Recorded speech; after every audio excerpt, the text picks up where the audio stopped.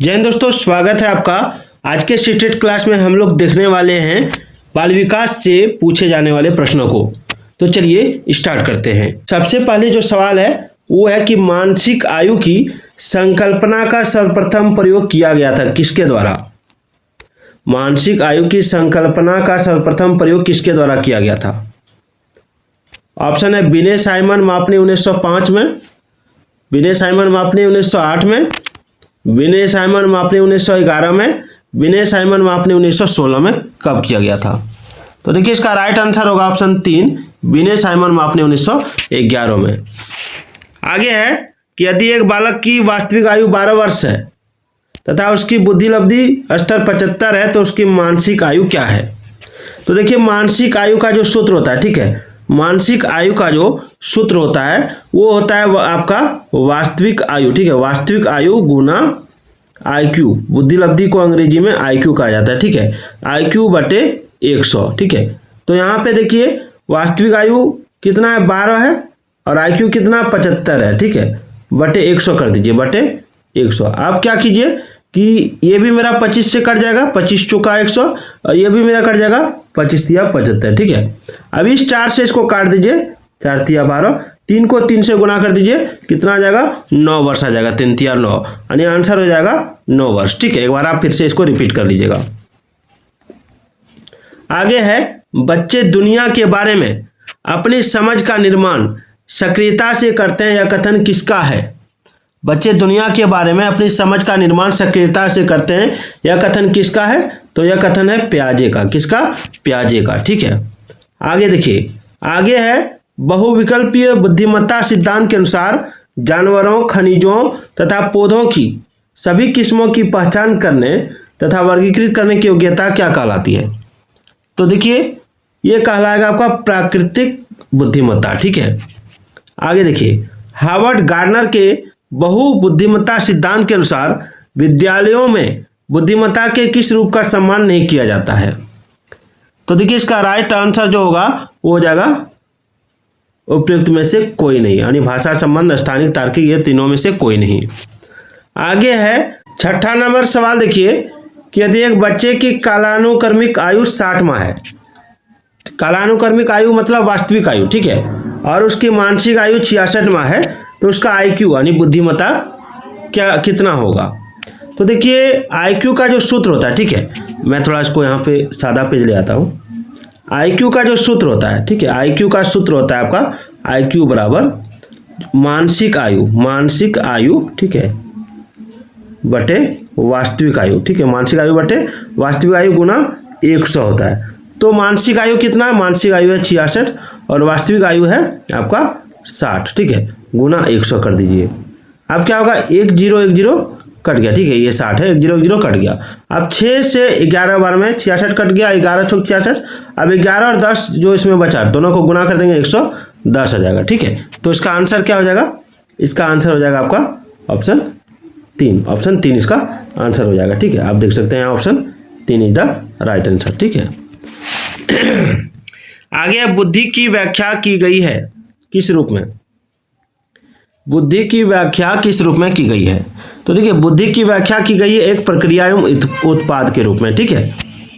चलिए आगे देखिए, एक प्रतिभाशाली बच्चे को कभी भी परिभाषित नहीं किया जा सकता, एक प्रतिभाशाली बच्चे को कभी भी परिभाषित नहीं किया जा सकता, किस रूप में? तो देखिए इसका राइट आंसर होगा ऑप्शन 3, उसकी क्षमता आबादी के ऊपर 2% से 3% की सीमा के भीतर, ठीक है। चलिए आगे बढ़ते हैं।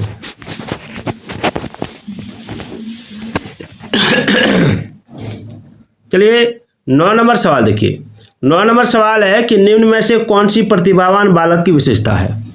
प्रतिभावान बालक की विशेषता कौन सी है? तो देखिए जिसका तीव्र निर्णय लेने की क्षमता तथा आत्मविश्वासी होते हैं वही प्रतिभावान बालक कहलाता है, ठीक है। आगे देखिए स्पीयरमैन के अनुसार सामान्य कारक अर्थात G क्या है? स्पीयरमैन के अनुसार सामान्य कारक अर्थात G क्या होता है?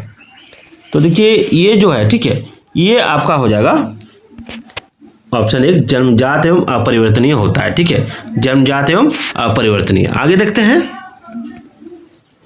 देखिए स्पीयरमैन ने बुद्धि के द्विकारक सिद्धांत को दिया, ठीक है, प्रथम कारक को बड़ा जी से, ठीक है, और दूसरा कारक यानी दूसरा कारक को छोटा जी से सूचित किया है। ठीक है, स्पीयरमैन के समान कारक बड़ा जी है जो जन्मजात और अपरिवर्तनीय होता है, जबकि विशेष कारक छोटा जी है जो परिस्थिति के अनुसार समायोजन की कला है। ठीक है, चलिए आगे देखते हैं।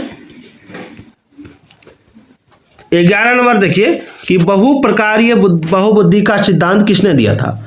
बहुप्रकारीय बहुबुद्धि का सिद्धांत किसने दिया था?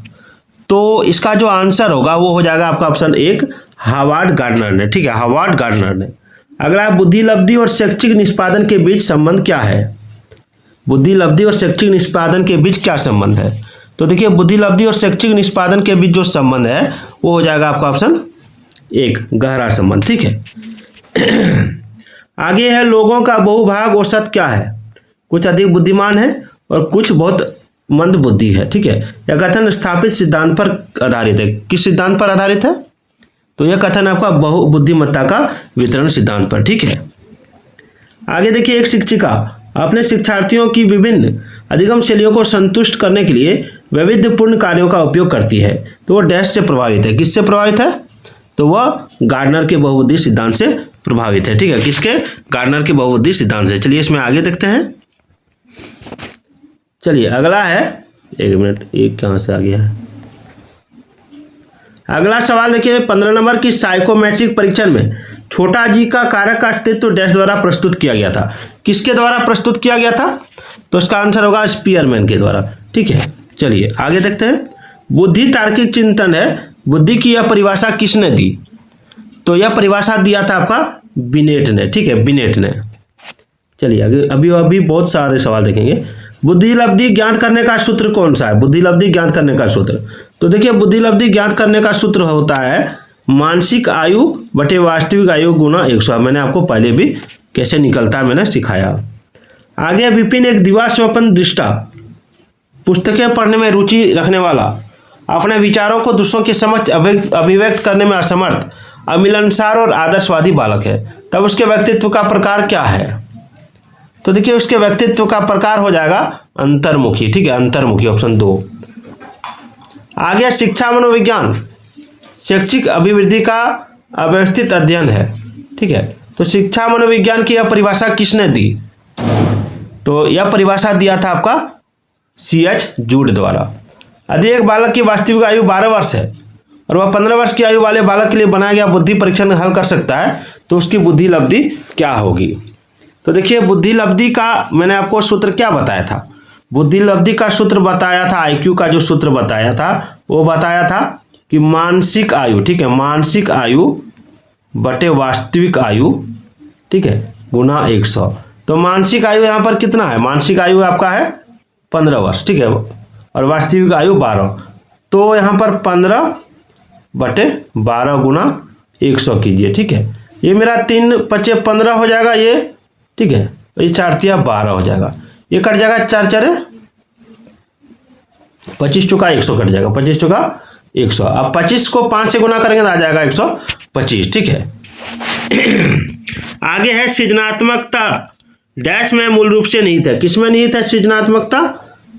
सृजनात्मकता किसमें निहित है?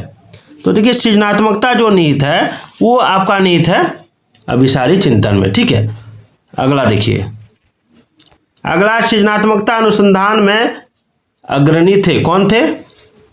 सृजनात्मकता अनुसंधान यानी क्रिएटिविटी रिसर्च में कौन अग्रणी थे? तो ये था आपका गिलफोर्ड, याद रखिएगा। ठीक है, पूछता है बार बार परीक्षा में। अगला निम्नलिखित में से कौन सा विकास का सिद्धांत है? तो देखिए विकास का जो सिद्धांत है वो है आपका सभी की विकास दर समान नहीं होती है। ठीक है, आगे चलते हैं।